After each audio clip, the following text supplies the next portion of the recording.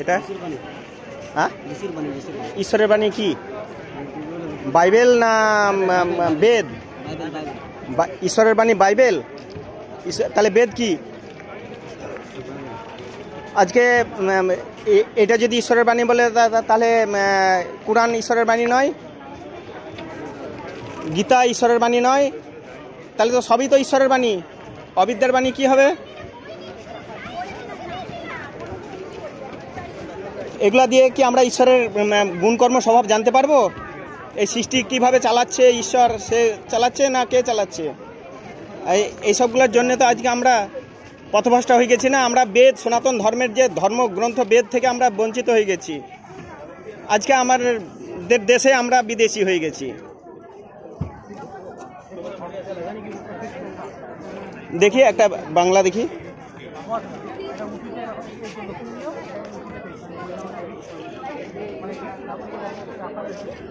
নতুন নিয়ম, ঈশ্বরকে তাহলে আগে ভুল করেছিল, আবার নতুন করে নিয়ম বের করছে। যিশু আসার তার আগে কি ছিল না মানুষে? যিশুর জন্মের আগে কি ছিল না মানুষ? তখন ধর্ম ছিল না। তাহলে ধর্ম আজকে সেই মানুষের মানবতার ধর্ম হচ্ছে বেদ।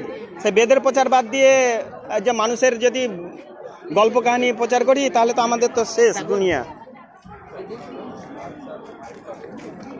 আজ সমাজ কোন দিকে যাবে দেখুন। সমাজে এইভাবে অবিদ্যার প্রচার হচ্ছে। কলকাতা বুক ফেয়ারের বইমেলাতে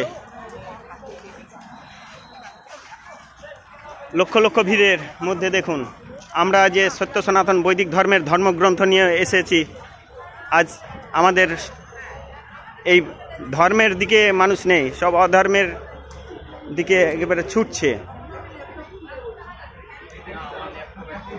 দেখুন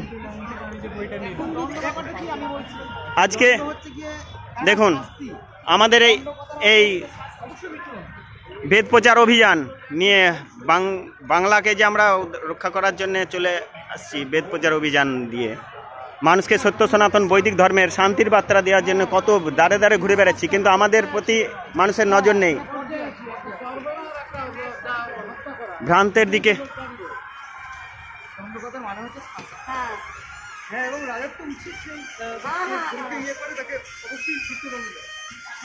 আজ আমরা বই নিয়ে গ্রামে গঞ্জে রাস্তায় রাস্তায় ঘুরে বেড়াচ্ছি। আমাদের বই তো কেনা তো দূরে থাক, ঘুরেও তাকিয়ে দেখে না। আজকে বিশ্ব হিন্দু পরিষদের স্টলে আমরা বই নিয়ে যাচ্ছি, বলছে যে আমাদের সনাতন ধর্মের তারাও সদয় 18 পুরাণের ভ্রান্তিকর গ্রন্থ নিয়ে যেমন দাঙ্গা লাগানোর একটা বিশাল ষড়যন্ত্র করছে। তাই হিন্দু, মুসলমান, খ্রিস্টান, বৌদ্ধ, জৈন এরা সব দাঙ্গাবাজ, এরা কেউ সনাতনী নয়। সত্য সনাতন বৈদিক ধর্মের একমাত্র গ্রন্থ বেদ। আজ বেদ থেকে মানুষ কত দূরে চলে গেছে। যাই হোক, আপনারা আসুন, আমাদের আর্য সমাজের স্টল দেওয়া আছে। এই যে 1 নম্বর গেট, 1 নম্বর গেটে সোজা এসে 10 কদম পরেই আর্য সমাজ কলকাতা স্টল আছে। যাদের সত্য সনাতন বৈদিক ধর্মের প্রতি আগ্রহ তারা এসে এখান থেকে বই সংগ্রহ করুন।